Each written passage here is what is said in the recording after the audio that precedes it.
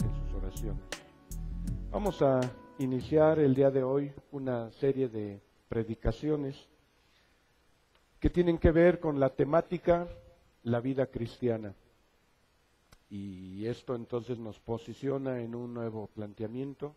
Durante varios meses hemos estado trabajando el ser, ahora entramos al hacer, y esto es un aspecto muy importante. Así que quisiera empezar la reflexión de esta hora citando algunos casos escandalosos, que para mí han sido escandalosos, que han llamado mi atención en los últimos meses. No porque sean necesariamente muy graves en un sentido, pero sí no dejan de ser escandalosos. Y curiosamente todos son mexicanos.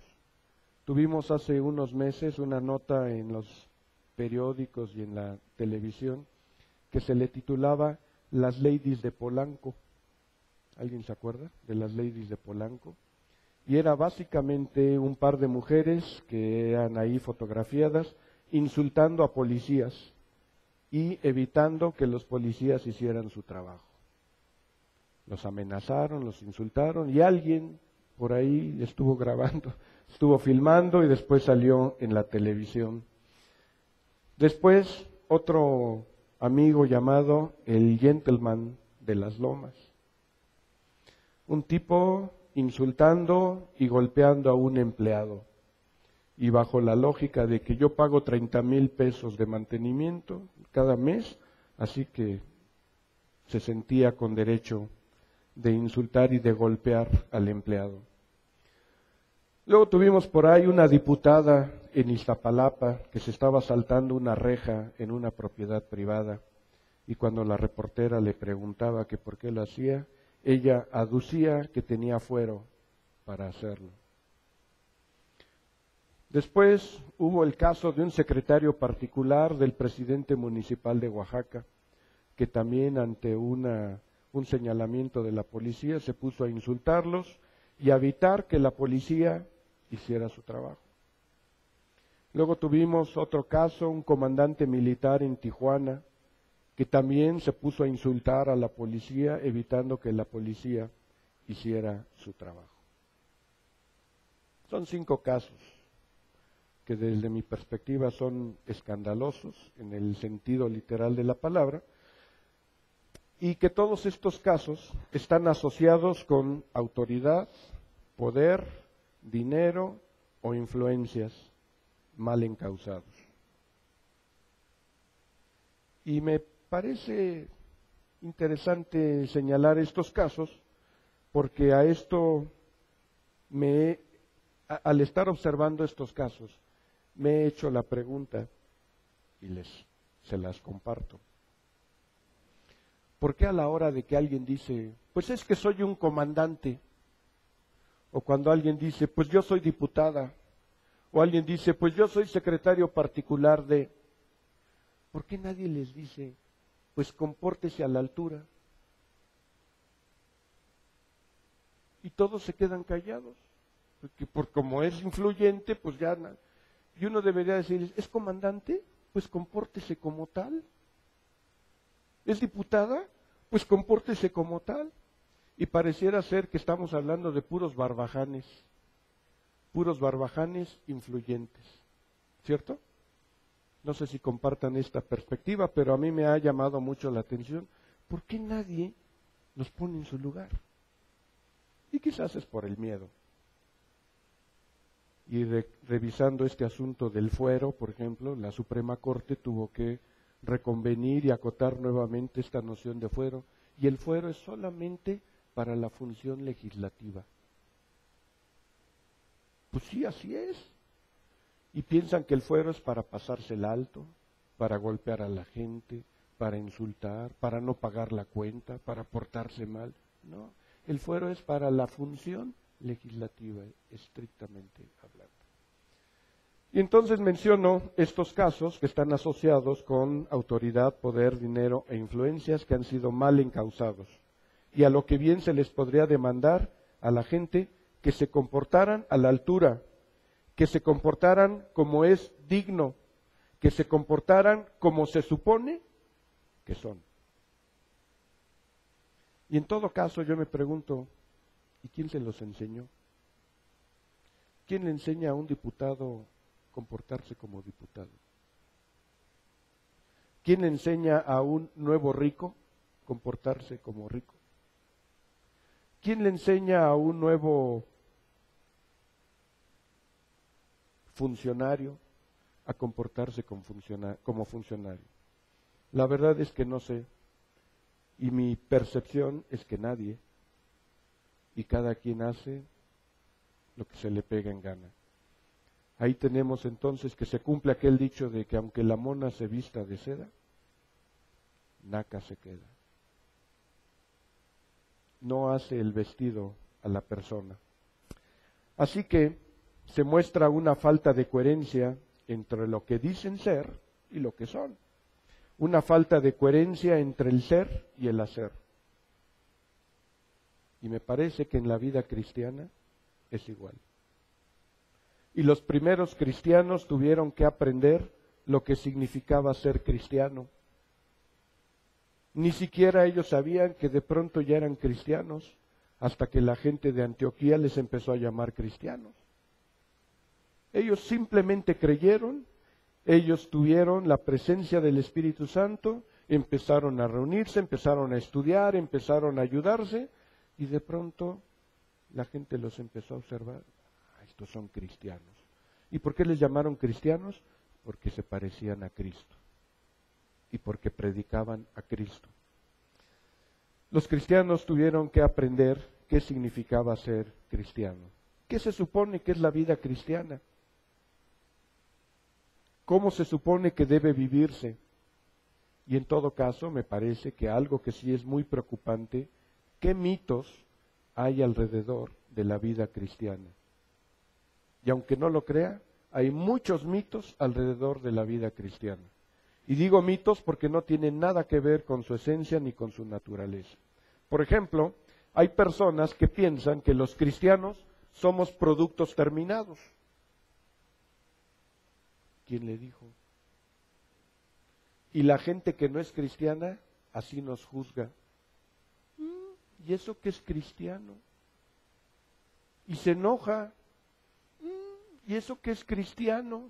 Y llega tarde. ¿Y eso qué es cristiano? Y se pelea con el vecino. Y hacen un juicio lapidario sobre los cristianos, como si el ser cristiano ya nos pusiera como productos terminados. Ese es un mito.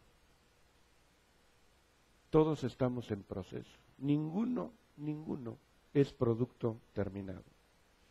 Otro mito es que los cristianos ya no pecamos. Y cuando se le enseña a uno equivocadamente esta noción, la gente empieza a generar un sentido de culpa que ya no es y que ya no debería ser. Y voy a decir esto con mucho cuidado porque se ha malinterpretado en algunos momentos, en algunos espacios. Pero cuando Cristo murió en la cruz, pagó todos nuestros pecados, lo que ha hecho hasta el día de hoy y lo que va a hacer en los próximos años. Y lo digo con cuidado, porque entonces la gente dice, bueno, pues si ya me perdonó, si ya pagó, pues entonces sigamos pecando. Y esto ha llevado también a prácticas indebidas. No dejamos de pecar. Pero hoy, cuando usted peca, tiene remordimiento de conciencia. El Espíritu Santo hace la labor en su corazón, que es redarguirle. Hoy le cuesta más trabajo pecar. A lo mejor usted era pecador profesional. No era. Seguro lo es. Y todos lo hemos sido.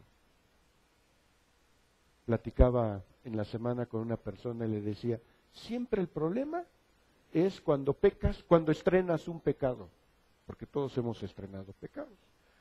La primera vez que cometes un pecado nuevo, sientes que todos te ven y que todos lo saben y andas apanicado. Pero ya cuando lo haces la segunda, la tercera, la cuarta vez, te vuelves hasta conchudo, cínico, aprendes mañas y te vuelves profesional del pecado. Aunque usted sea cristiano, usted no deja de pecar. Sigue batallando. Romanos 7. Seguimos luchando, y ya lo hemos hablado aquí. ¿Cuál es el problema moral más profundo del ser humano? Y eso por supuesto nos incluye a los cristianos en primer lugar, que sabemos lo que tenemos que hacer y no lo hacemos. Y sabemos lo que no tenemos que hacer y lo terminamos haciendo. Es el problema moral más profundo del ser humano. Y todos lo vivimos todos los días. Así que si a usted le dicen que una vez que se haga cristiano va a dejar de pecar, le mintieron. Y le mintió otro pecador profesional. Porque eso no es el Evangelio. Otro mito alrededor de esto es, usted acepte a Cristo y todo va a estar bien. Todo le va a salir bien. Y entonces empezamos a llenar iglesias de gente ilusa con la expectativa de que todos sus problemas se van a resolver. Y cuando descubre que no es cierto, se siente traicionado, se siente engañado. El Señor nunca prometió una vida ausente de problemas. Pero lo que sí prometió es que iba a estar con nosotros. Lo que sí prometió es que nos iba a dar sabiduría y fortaleza. Lo que sí prometió es que siempre nos iba a dar la salida. Pero nunca nos prometió una vida ausente de problemas o de conflictos. Otro mito, el mito de la prosperidad. Acérquese usted al Señor y mire, sus problemas económicos se van a resolver. De verdad que me impresiona cómo la competencia, ¿cómo se llama? Pare de sufrir, va llenando y llenando y llenando su lugar con esa expectativa. Y la gente que va, no necesariamente va en búsqueda de un encuentro personal con el Señor. Va en búsqueda de resolver una situación económica. Ahora, en un país como el nuestro, ¿quién no tiene necesidad económica? Entonces tienen ahí un caldo de cultivo, pero fenomenal para atraer a la gente. Pero eso tampoco es la esencia del Evangelio. Y debo ser claro, Dios no está peleado con la prosperidad. Dios nos bendice y Dios nos prospera, pero eso no debe ser el motor para acercarnos al Señor. Y tampoco debe ser el motor para estar evangelizando a la gente. Y hoy creo que las iglesias cristianas estamos sufriendo la consecuencia del uso indebido de la mercadotecnia a la hora de estar haciendo evangelización. Para decirlo de otra manera, hemos malbaratado el Evangelio. Ya hace unas semanas decía yo aquí, tenemos que acabar con esa raza que se ha enquistado en las iglesias que se llaman simpatizantes. Los simpatizantes no existen en la Biblia. O se es o no se es. Y a veces las iglesias estamos dedicando tiempo y energía para tratar a los simpatizantes. Y 20 años después siguen siendo simpatizantes y no se comprometen para nada. Esa raza no existe en la Biblia. Así que yo les invito a que acabemos con ellos. ¿Y cómo se acaba con los simpatizantes? Bueno, hay muchas formas, pero nada más hay una bíblica. Es confrontándoles con el Evangelio. O se es o no se es. Nada más. Nada más. No hay posiciones intermedias ni posiciones cómodas. Y entonces, de repente descubrimos que alrededor de la vida cristiana se han generado muchos mitos. Y vamos a ir trabajando a lo largo de las próximas semanas algunas de estas nociones. Otra de las cosas que me parece que ha sido también una enseñanza indebida es utilizar a Dios como una figura de hada madrina. Dios está a mi disposición. Dios está para cumplir mis caprichos. Dios me tiene que resolver la vida. Y de veras, me cayó el 20 muy bien cuando veía aquella película, la de Shrek. Shrek, creo que es la tercera película, cuando de pronto aparece la hada madrina y le dice Fiona, ¿y tú quién eres? Pues tu hada madrina. Y la otra así como, ¿y para qué? Pues para resolverte la vida. Esas son las hadas madrinas. Y eso es lo que todos quisiéramos tener en la vida. Hadas madrinas que nos resuelvan todo. Llevárnosla, como decimos los mexicanos, llevárnosla de pechito. Sin broncas en el trabajo, sin broncas económicas, sin broncas en la familia, sin broncas. ¿Quién le dijo? Y si alguien se lo dijo, le mintió. Esa no es la enseñanza bíblica. El nuevo nacimiento, que ese es el punto de partida de la vida cristiana, el nuevo nacimiento, ¿qué genera? Genera hombres nuevos, pero bebés espirituales. Porque a veces pensamos que el nuevo nacimiento genera hombres hechos y derechos. Bueno, eso sería tan absurdo como esperar que una mujer que está embarazada, ¿no? Acá nuestra hermana Vélez, que ya está en días, y que de repente salga su bebé ya con barba y bigote. Y todo. Eso sería absurdo. Todos esperamos que salga un bebé, ¿no es cierto? Y entonces, ¿qué va a decir la hermana? Uf, por fin, ya nació el bebé y ya terminé. ¿Así va a decir, hermana? No, ahí es donde empieza. ¿Y qué es lo que empieza? Todo el proceso de crecimiento y de desarrollo. Así que el nuevo nacimiento genera nuevos hombres, pero somos bebés espirituales. Por lo tanto, el nuevo bebé tiene que tener una serie de elementos y de factores que les permitan crecer y desarrollarse adecuadamente de acuerdo a la voluntad de Dios. ¿Y cuál es esa? Efesios 4:13. ¿Qué dice Efesios 4:13? A ver, los que no se han dormido. Efesios 4:13 está hablando Pablo acerca del propósito de los cristianos y dice, hasta que todos lleguemos a la unidad de la fe y del conocimiento del Hijo de Dios, a un varón perfecto, a la medida de la estatura de la plenitud de Cristo. Entonces, ¿para qué está un bebé espiritual? Dios no quiere bebés permanentes. Un bebé permanente va en contra de su voluntad y en contra de la naturaleza misma. Así que usted no puede decir dentro de un año que sigue siendo bebé, dentro de 5 años que sigue siendo bebé, dentro de 10 años que sigue siendo bebé. Si usted sigue siendo bebé, tiene un problema severo. ¿Me explico? No somos llamados a ser bebés. Somos llamados a alcanzar la estatura de la plenitud de Cristo. Ahora, ¿cuánto tiempo le lleva esto? Toda la vida. Mi padre falleció a sus 90 años completos. Y cuando yo lo veo digo, ¿y todo lo que le faltaba? Y sin embargo fue una vida de trabajo y de disciplina y de estudio. Y cuando murió decía yo, ¿y todo lo que le falta todavía? ¿Me explico? Usted no va a dejar de crecer hasta que muera. Así que somos llamados a no ser bebés, sino a ser hombres nuevos en todo el sentido de la palabra, para que alcancemos la plenitud del varón perfecto, que es Cristo Jesús. Ahora, ¿qué se necesita para que un bebé crezca? Y en un sentido yo hago el paralelismo con lo que es el sistema inmunológico. Todos se dice por ahí en salud pública que las enfermedades o muchas enfermedades flotan en el ambiente. Ahí tenemos el virus de la gripa, el virus del, ¿cómo se llama? De la influenza y muchas enfermedades ahí. Si esto es cierto, la pregunta es, ¿por qué entonces no todos nos enfermamos? Todos estamos expuestos a los virus, ¿por qué no nos enfermamos? Y la respuesta es muy sencilla, eso depende de tu sistema inmunológico.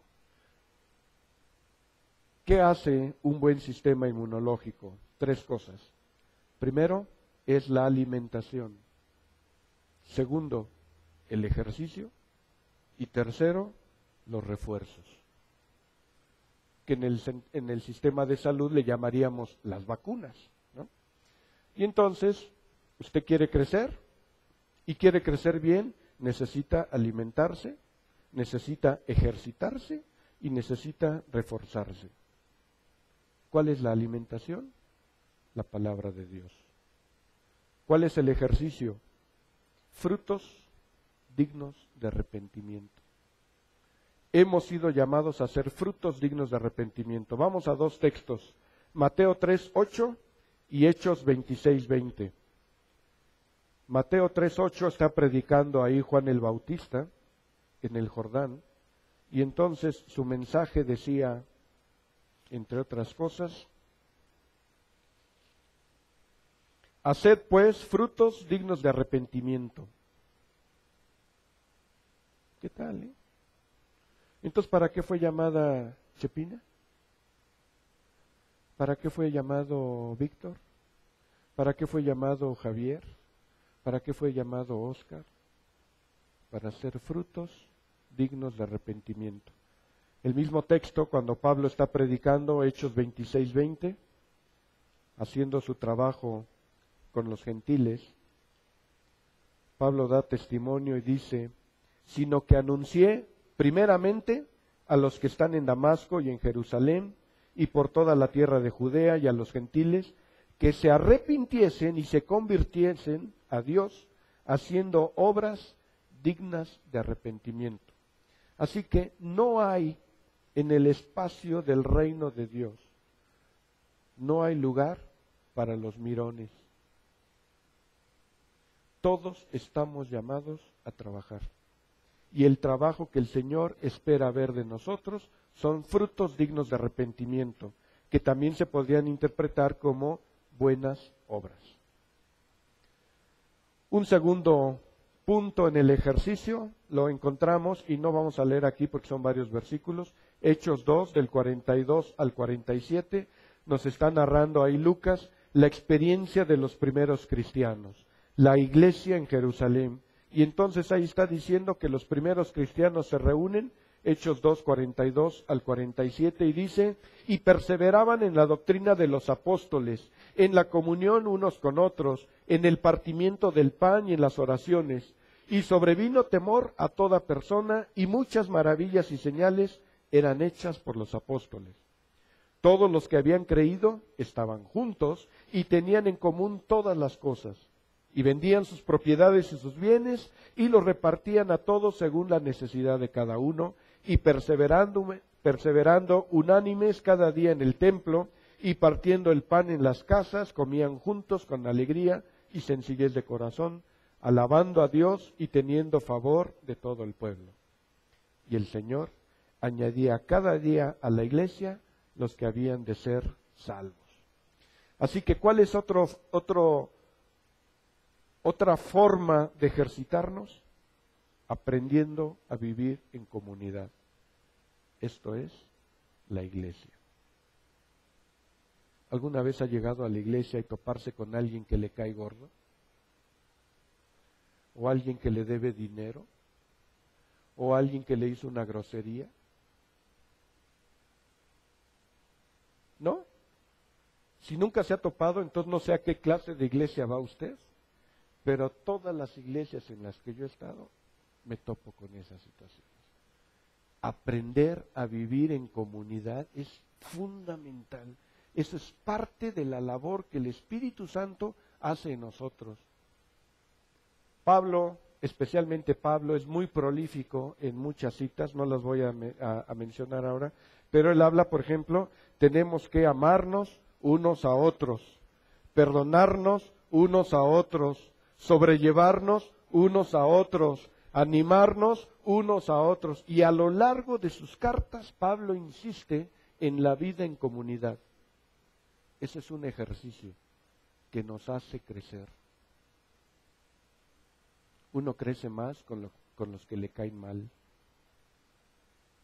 Ya he platicado aquí una historia que viví hace muchos años en mi primer empleo.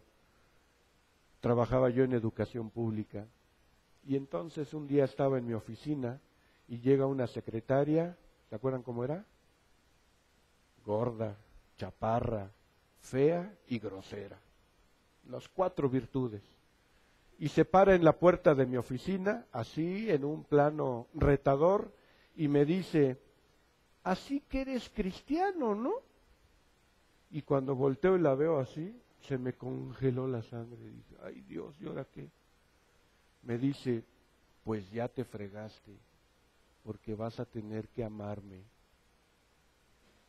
Y todo el tiempo que fuimos compañeros ahí, elevó mi espiritualidad de una manera impresionante. Hacía que yo orara todos los días y que dependiera del Señor de verdad todos los días. Señor, dame paciencia, Señor, dame tolerancia, Señor, dame amor para esta mujer. Y de verdad que mi espiritualidad subió impresionante. Yo me pregunto, ¿será que a veces necesitamos eso para que de verdad pongamos en práctica lo que Dios quiere? Y sin lugar a dudas. Por eso luego uno dice, uy, ¿por qué me tenía que topar? Porque eso es la dosis que usted necesita. ¿Y por qué vino? Porque esa es la dosis que Dios le está dando. Tenemos que aprender y tenemos que crecer. Y una de las formas en que nosotros aprendemos a amarnos es viviendo en comunidad. Por eso es muy grato escuchar testimonios como el que da Chepina, por ejemplo, cuando dice, pues yo la verdad me siento muy contenta cuando vengo porque el amor, el cariño se siente, o cuando José Luis y Santa lo expresan. No sé si los Vélez digan lo mismo, ojalá algún día lo digan, ¿no? Pero vean quiénes somos, ¿no?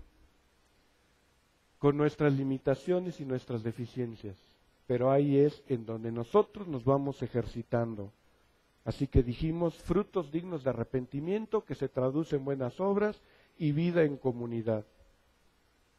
Y el tercero son los refuerzos. Aquellas vacunas que necesitamos para generar los anticuerpos y poder enfrentar en un momento dado, pues las enfermedades.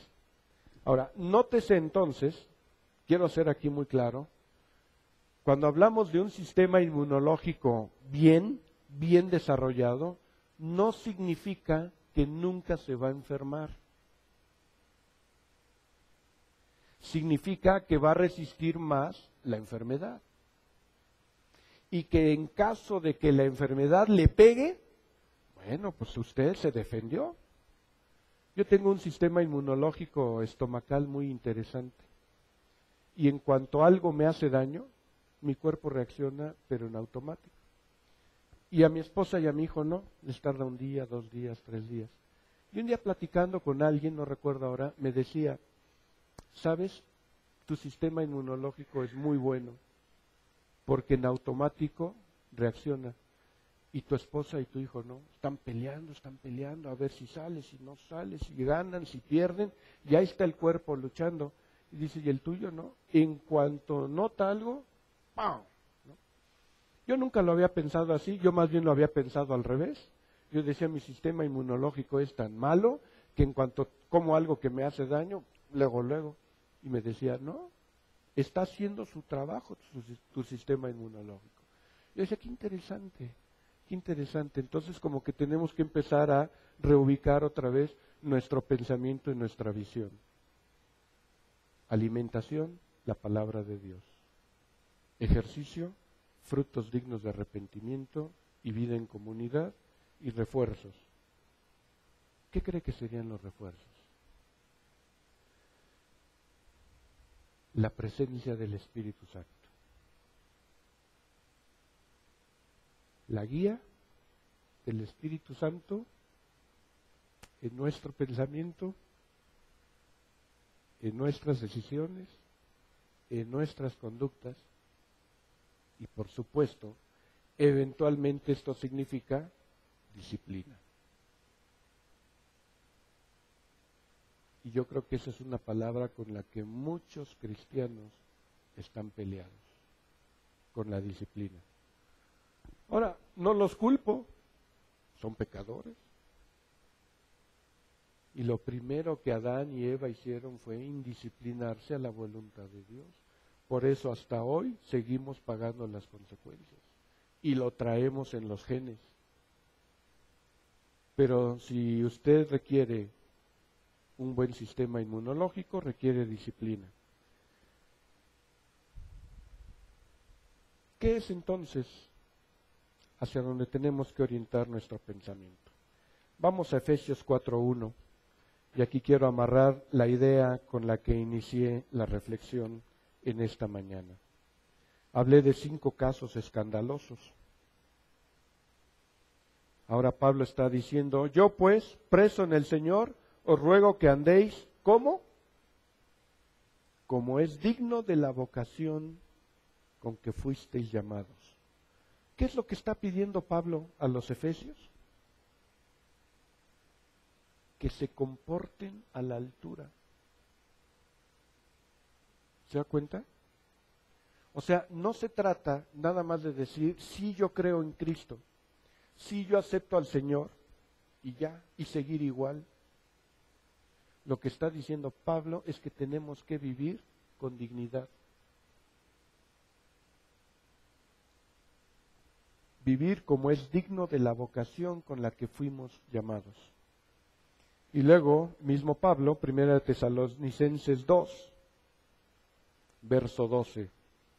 1 Tesalonicenses 2, verso 12.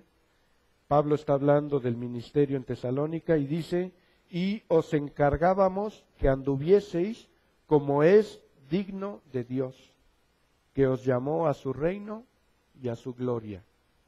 ¿Qué tal, Esta expresión me parece todavía más pesada. Para decirlo de otra manera, cuando la gente lo vea a usted o la vea a usted, la gente puede decir que usted vive dignamente como hija de Dios o hijo de Dios. Es una expresión dura la que usa Pablo, porque usted ha sido llamado a ser partícipe del reino y de la gloria de Dios. Entonces déjeme preguntar, voy a elaborar aquí la pregunta. Entonces, ¿cómo esperaría Dios que usted se comporte si usted está siendo invitado al reino y a la gloria de Dios? ¿Se acuerdan del sermón de hace 8 días? Nuestro pastor Raimundo predicaba sobre Daniel, Daniel 1, Daniel 1:8. Daniel en el palacio del rey, Nabucodonosor. Y ya no entró él en más detalles acerca del currículum, pero habla de que eran muchachos jóvenes, sin tacha alguna, lo cual quiere decir literalmente sin defectos físicos, ¿no? Pero una expresión muy interesante dice aptos para estar en el palacio. Aptos. En buen mexicano yo lo traduciría como no nacos. Estar en el palacio del rey presupone cierta educación, ciertas conductas. No cualquiera es apto para estar en el palacio del rey. Ahora imagínese usted que usted está siendo convocado por el Rey de Reyes y Señor de Señores a venir a su reino y a su gloria. ¿Qué es lo que esperaría el Señor de usted? Que se comporte como es digno. ¿Y cómo es digno? Porque está muy padre decirlo, y es muy fácil decirlo, pues sea digno. ¿Y qué es digno? Si quiere saber lo que es digno, no se pierda los próximos sermones. Ahí vamos a ir explicando algunos de estos aspectos. Necesitamos ser y comportarnos dignamente. ¿Quién es el que nos ha convocado? Le platicaba a mi cuñada el viernes y le decía, fíjate que el año pasado ingresé ahí a la Marina y entonces uno de los capitanes, de repente salimos a un receso y se acerca y empieza a platicar conmigo. Muy inquieto por la temática que estábamos trabajando y así sin anestesia ni nada me dice, usted es pastor, ¿verdad? Dije, ¿cómo lo supo? Y mañosamente me dijo, yo pensé que me iba a decir, bueno, su testimonio, su manera de... Me dijo, es que lo vi en internet. Usted tiene origen presbiteriano y bautista. Y ya me tenía bien estudiado, bien escaneado este capitán, lo cual ya me dio miedo, porque dije, entonces ahora tengo que comportarme como pastor. Y no me contrataron como pastor en la Marina, ¿no? Qué cosa tan terrible, ¿se da cuenta? La gente genera expectativas, no siempre correctas y no siempre adecuadas. Pero el Señor sí. Y el Señor sí genera expectativas. ¿Cómo debes comportarte, Francisco? ¿Cómo debes comportarte, Silvia? ¿Cómo debes comportarte, Jesús? ¿Cómo debes comportarte, Lupita? ¿Cómo debes comportarte, Daniela? Javier. ¿Se da cuenta? Dios sí tiene expectativas. Que nos comportemos como es digno de estar en su reino y en su gloria. Ahora, nótese, de ninguna manera esto significa que usted tiene que hacer méritos para merecer el reino y la gloria. No es un trabajo de obras, es la consecuencia de nuestra relación con Dios.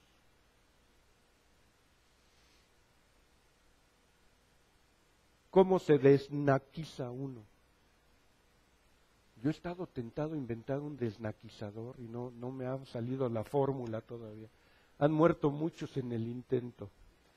Pero algún día lograré tener la fórmula precisa. ¿Cómo se desnaquiza uno? Así es. Tan sencillo como eso, lavarse los dientes, peinarse, arreglarse. Tan sencillo como eso. Compórtese y viva como es digno del reino de Dios. Usted ha sido llamado para participar del reino y de la gloria de Dios. ¿Cómo espera usted que Dios le reciba? Y Pablo utiliza ahí en Efesios, cuando habla del matrimonio, y dice que ha trabajado por la novia, que es la iglesia. ¿Se acuerdan la frase? Como dice, para presentársela gloriosa y sin mancha. ¿Y sabe?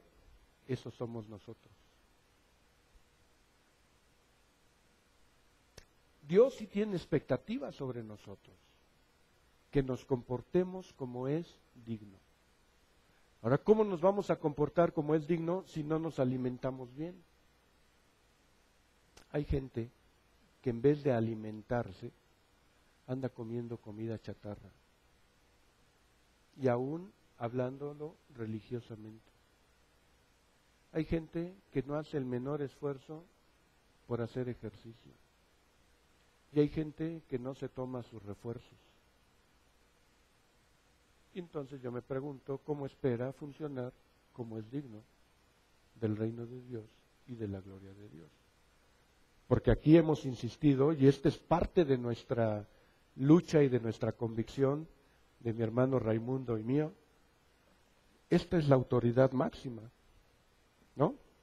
Hemos afirmado en esta iglesia que reconocemos la palabra de Dios como nuestra norma máxima de fe y conducta. ¿Y qué quiere decir eso? Que aquí dice lo que debemos creer y aquí dice lo que debemos hacer. Nuestra máxima norma de fe y conducta. Por eso cuando viene José Luis y dice, oye hermano, fíjate que acá uno no le puede decir, pues mira, yo creo que no. ¿Qué es lo que dice la Biblia? O viene Livia, oye, dame un consejo, ¿a ti qué te parece? Bueno, pues a mí lo que me parece es esto, pero lo que dice la Biblia es otro. Porque no siempre coincide lo que a uno quisiera con lo que la Biblia enseña. ¿Me explico? Así que aquí todos somos cortados por la misma, nuestra máxima norma de fe y conducta. La alimentación, entonces. El hombre debe alimentarse constantemente de la palabra de Dios. Mateo 4:4. Este es un pasaje en donde está Jesús siendo tentado por el diablo allá en el desierto antes de iniciar su ministerio público. Y cuando lo está tentando Satanás, le dice Jesús, escrito está, no solo de pan vivirá el hombre, sino de toda palabra que sale de la boca de Dios. Y el mismo pasaje en Lucas 4:4.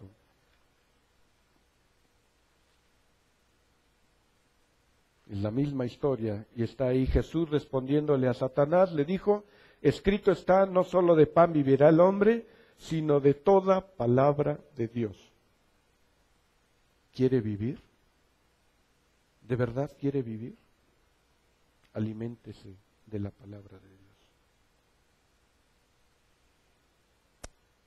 No puedes esperar crecer sano si no te alimentas correctamente. Y yo me puse a pensar, ¿será que aún necesitamos una dieta balanceada como cristianos? Y déjenme decirles, sí. Hay gente que le encanta y lo único que lee en la Biblia son los salmos, porque son bien inspiradores. Y cuando tengo un problema busco la palabra de Dios en los salmos. Pero nunca se meten a los profetas, nunca se meten a la historia, nunca se meten a la teología. Y vamos haciendo una lectura selectiva de la palabra de Dios. Fíjense, ahí va la prueba. Silvia, ¿puedes recitar Juan 3:16?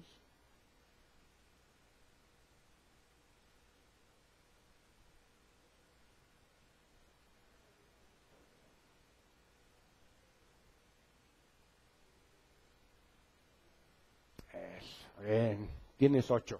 A ver, no se lo quites, no se lo quites todavía. Ok, Juan 3:16. Medina, ¿lo puedes repetir?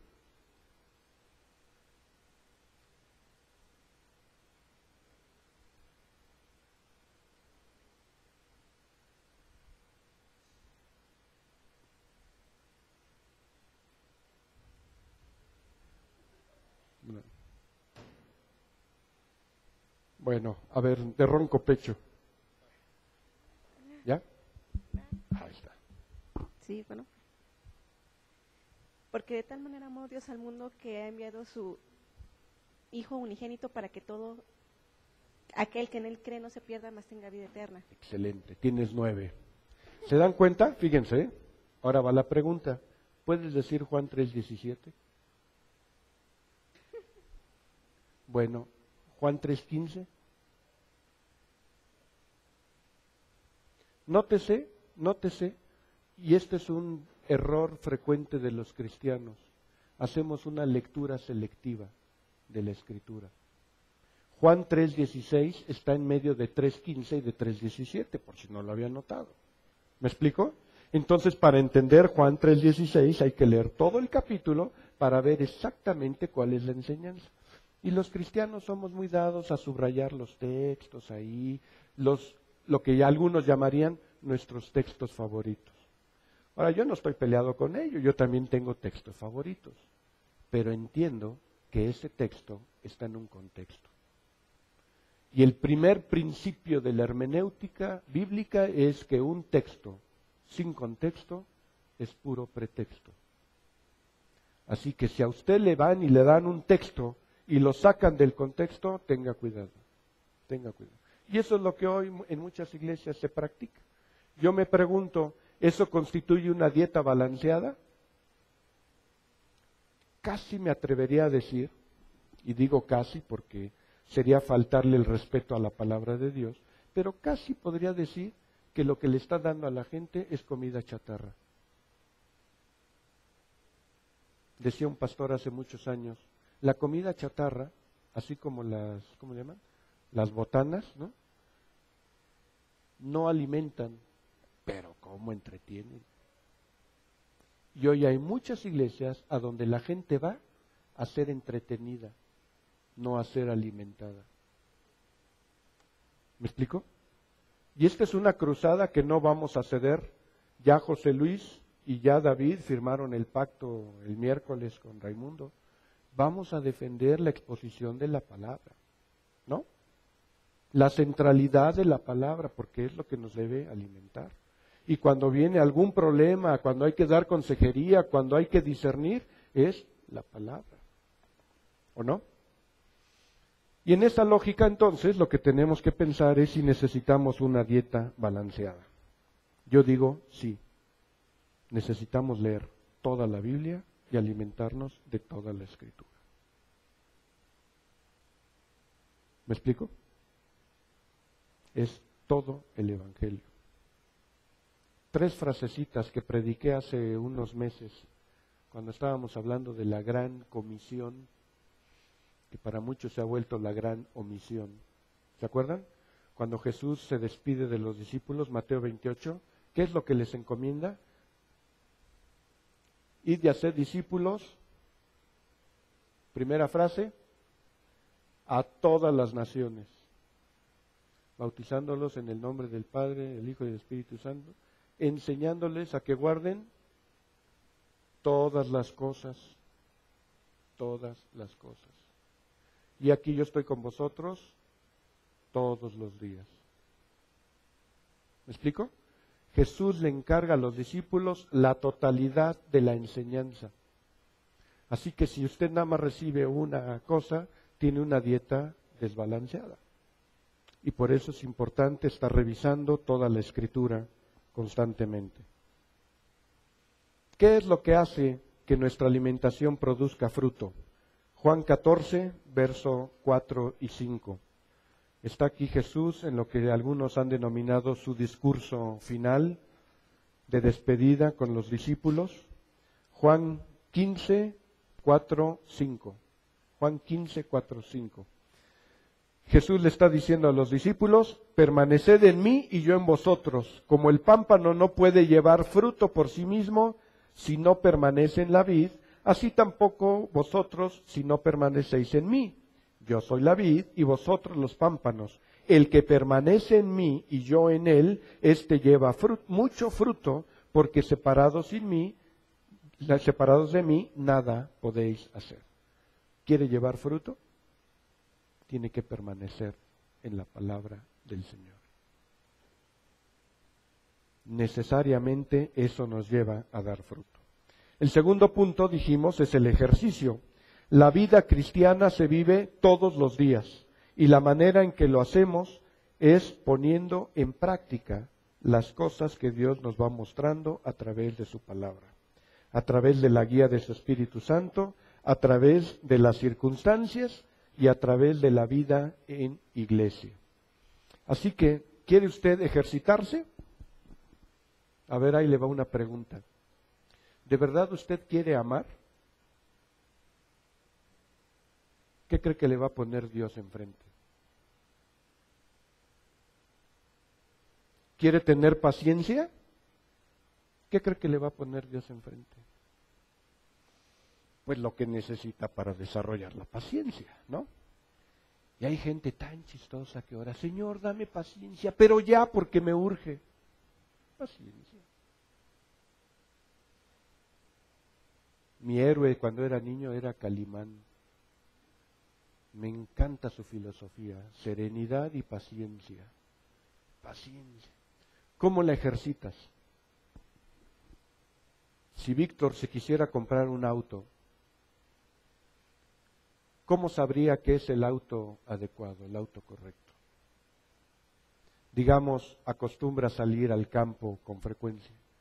¿Cómo sabría que es el auto correcto? Lo tendría que someter a prueba, ¿no? A lo mejor va por un lugar donde necesita mucha potencia porque es mucha subida, entonces tiene que someterlo a prueba. Lo somete a prueba y dice, pues no, este carro no responde como necesito, no me sirve. Lo somete a prueba y este carro sí desfoga y dice, este es el carro que necesito. Ahora, si Dios espera que usted desfogue, ¿qué cree que va a hacer? ¿Así o más claro? Dios lo va a someter a prueba, porque lo que Dios espera es que usted vaya dando el fruto. Así que la vida cristiana se vive todos los días y en todas las dimensiones de la vida. Si usted todavía es de los que piensa que la vida cristiana se viene a vivir los domingos de 12 a 2, déjeme decirle que está como perdido. La vida cristiana se vive todos los días. Qué bueno que no hay ningún caso aquí de lo que voy a mencionar, pero no podría usted decir que es cristiano y andarse saltando los torniquetes en el metro para no pagar 3 pesos. ¿Me explico? Es una contradicción de términos. La vida cristiana es vivir como es digno. Ahora yo me pregunto, esa gente que en el nombre de Dios se brinca los torniquetes para no pagar, será digno de estar en el reino y en la gloria de Dios cuando no es capaz de pagar 3 pesos? Y eso lo podríamos poner en distintas escalas, desde pagar los impuestos, desde ser fiel en el trabajo, desde honrar a la familia, desde tantas decisiones que tomamos. La vida cristiana se vive todos los días. Estamos llamados, entre otras cosas, a hacer buenas obras. Las buenas obras se hacen de acuerdo a 3 principios fundamentales. El primero, 2 Timoteo 3:16, un pasaje que ya hemos aquí insistido mucho tiempo. Dice Pablo: toda la Escritura es inspirada por Dios y útil para enseñar, para redarguir, para corregir, para instruir en justicia. ¿Ok? Entonces, ¿va a ser buenas obras? El primer criterio es que las normas tienen que hacerse, las buenas obras se tienen que hacer con una norma correcta. ¿Cómo sabe cuál es la norma correcta? Lo que dice la Escritura. Segundo lugar, 1 Tesalonicenses 1:3.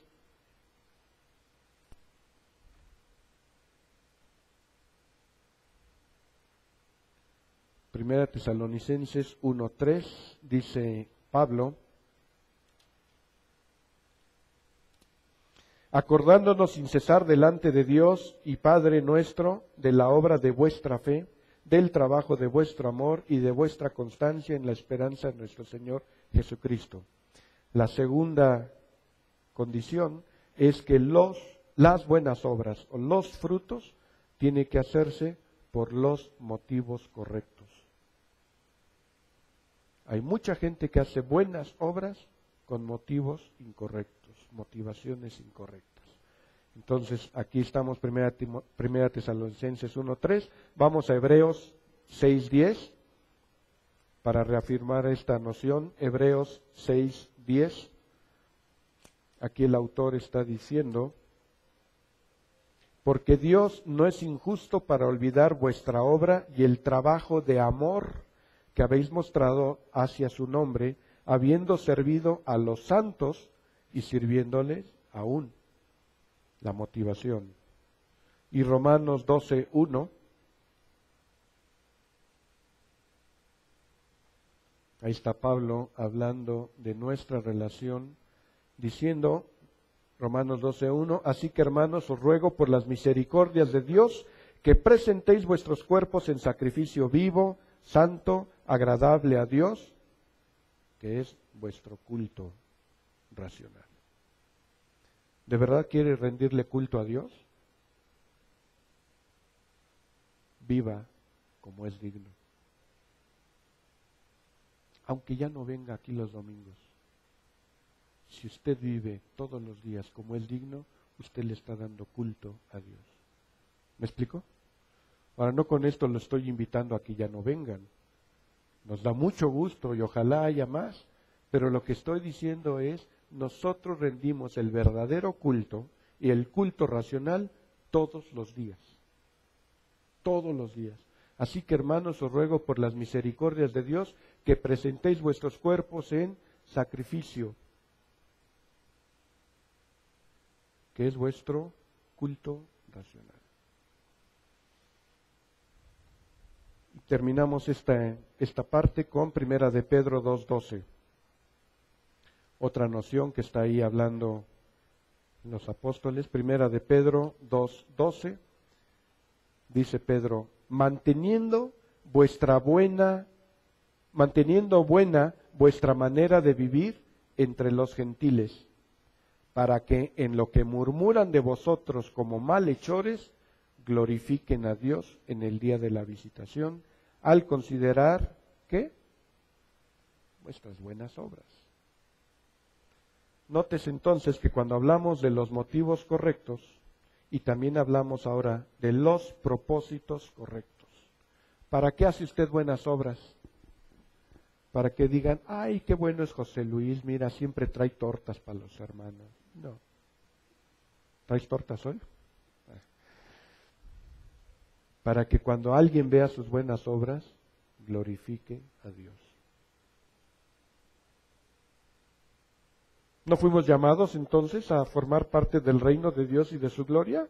Entonces, toda nuestra vida, cuando la gente lo ve, y Pedro está hablando de los gentiles, es decir, los no cristianos, que vean nuestras obras y glorifiquen a Dios. Dicho de otra manera, nuestro testimonio hacia el mundo también tiene que mover al mundo, aunque no sean cristianos, a glorificar a Dios. A veces uno lo hace por protagonismo, a veces lo hace uno para ganarse un lugar, un reconocimiento, una posición. Esas son motivaciones equivocadas. La motivación es glorificar a Dios. Así que con una norma correcta, con un motivo correcto y con un propósito correcto. Primera de Corintios 10:31. A ver qué dice ahí Pablo. Primera de Corintios 10:31.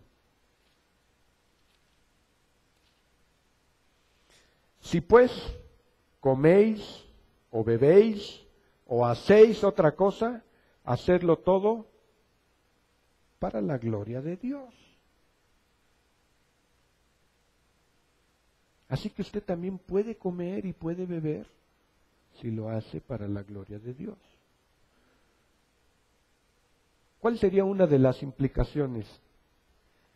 Que si usted come y bebe para la gloria de Dios, ni se empacha ni se emborracha. ¿Me explico? Porque Dios no quiere ni hijos empachados ni hijos borrachos. Si es para la gloria de Dios, usted lo va a hacer con sabiduría, lo va a hacer con medida, lo va a hacer con disciplina. Y hay iglesias que lo prohíben. No, cero alcohol, cero. Aquí dice Pablo que si usted lo hace, hágalo para la gloria de Dios. Y si no lo hace así, mejor absténgase. Tranquilito, se ve mejor, no hay ningún problema. Primera de Corintios 6:20. Y aquí a algunos les va a incomodar, pero qué bueno porque esa es la palabra de Dios. Pablo está diciendo, porque habéis sido comprados por precio. Glorificad pues a Dios en vuestro cuerpo y en vuestro espíritu, los cuales son de Dios. Dicho lo cual, usted no puede hacer lo que se le pegue la gana con su cuerpo. ¿Me explico? Lo voy a volver a decir porque algunos están medio sordos. Usted no puede hacer lo que se le pegue la gana con su cuerpo. Si usted ha sido comprado con la sangre de Cristo, usted se merece a Cristo. Se debe a Cristo. ¿Me explico? Porque hoy hay una filosofía, especialmente entre los jóvenes, y unos ya no tan jóvenes, pero se agarran de la misma filosofía. Es mi cuerpo y yo puedo hacer lo que se me pegue la gana. Disculpe. Usted se debe a Cristo y usted no puede hacer lo que se le pegue la gana. Tatuajes, piercings, mutilaciones, pleitos y muchas otras cosas que denigran y que ofenden al cuerpo no son la voluntad de Dios. Y mucha gente dice, pues es mi cuerpo, y ahí está inclusive uno de los derechos de los niños, ¿no? Nadie puede decirte lo que tienes que hacer con tu cuerpo. Es tu cuerpo y tú tienes el derecho para decidir. No, pues sí, desde el punto de vista jurídico tiene el derecho, pero desde el punto de vista moral no tiene el derecho, porque no se debe a sí mismo, sino que se debe a Cristo. Así que, en otra iglesia donde estábamos hace unos años, había un hermano con muchas ganas de organizar al grupo de varones. Y estaba bien regordete este hermano. Y siempre decía, oye, pastor, vamos a hacer un grupo de varones. Y le dije, ¿de veras quieres glorificar a Dios? Sí, integrar a las hermanas. Ok, organiza una corrida sabatina en los viveros todos los sábados a las 8 de la mañana para empezar a bajar de peso todos los gordos. ¿Sabe cuándo convocó? Jamás. Y sigue regordete. ¿Quiere glorificar a Dios? Cuide su cuerpo. Coma bien, descanse, hágase sus revisiones, haga ejercicio. ¿Me explico? Los cristianos somos muy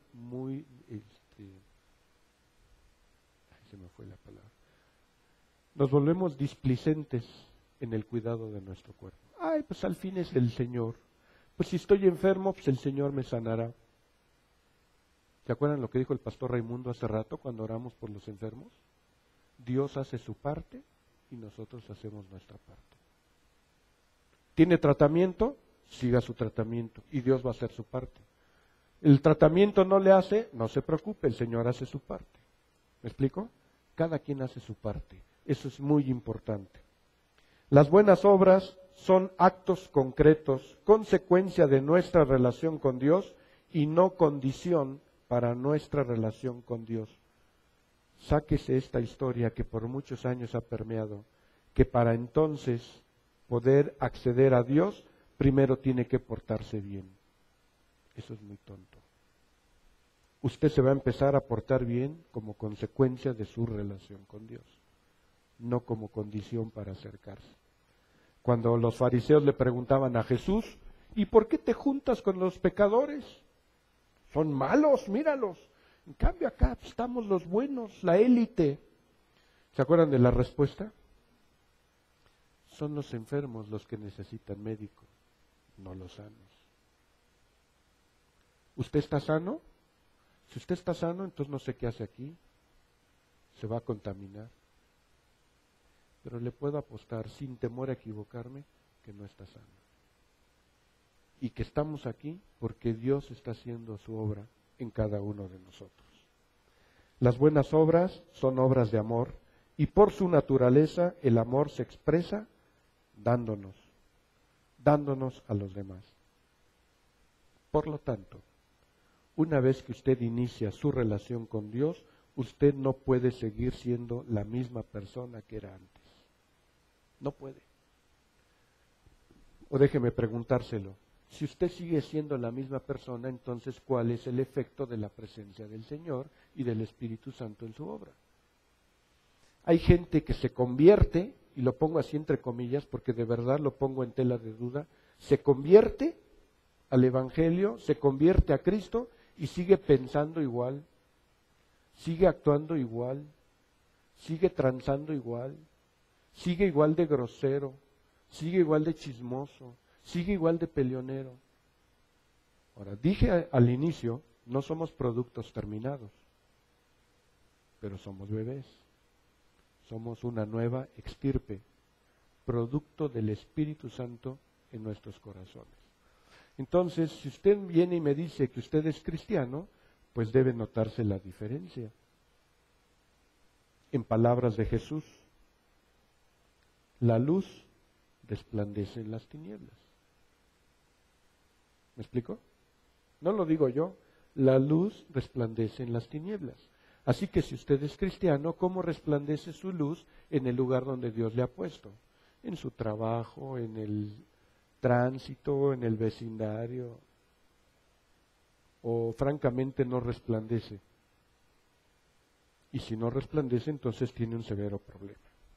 El Espíritu Santo fue prometido por Jesús, el Cristo, para que estuviera con nosotros en una tarea muy particular. Mismo Señor Jesús, Juan 16:8, que Él enviará a un Consolador y el Espíritu nos va a redarguir de pecado, de justicia y de juicio. Para los primeros cristianos, el Espíritu se concebía en función de poder divino claramente manifestado por sus efectos en la vida del receptor. No había vuelta de hoja.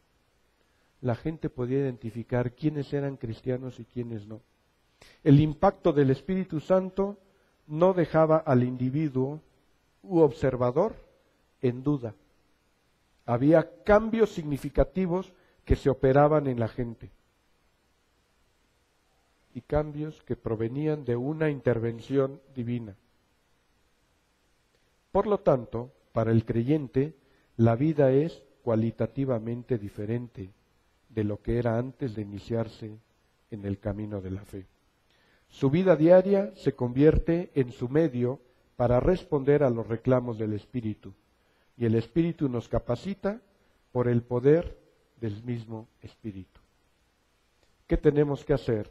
Y Pablo da 3 recomendaciones. Efesios 5:18, sean llenos del Espíritu Santo. Efesios 4:30, no contristéis al Espíritu Santo. Y Primera de Tesalonicenses 5:19, no apaguéis el Espíritu Santo. ¿Cómo podemos entonces vivir? Dignamente. No se pierdan los próximos domingos. Pero una cosa me queda muy clara. Usted, si es creyente, usted ha sido llamado al reino de Dios y a la gloria de Dios. Por lo tanto, Dios espera que usted se comporte como es digno, que se comporte a la altura.